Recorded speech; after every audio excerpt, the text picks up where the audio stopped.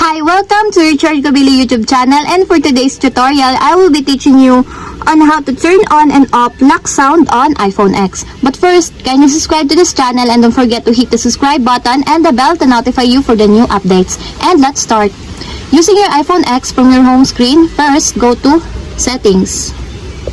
In the settings, scroll down and click the Sounds and Haptics. Then in the sounds and haptics, scroll down and find the lock sound.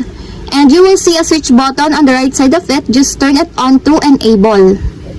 And your lock sound is now enabled. And if you want to disable or turn off, just press again the switch button.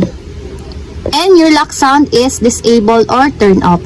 And that's it. We have successfully turned on and off lock sound on iPhone X. If you have a question, kindly comment down below and don't forget to hit the subscribe button and the bell to notify you for the new updates.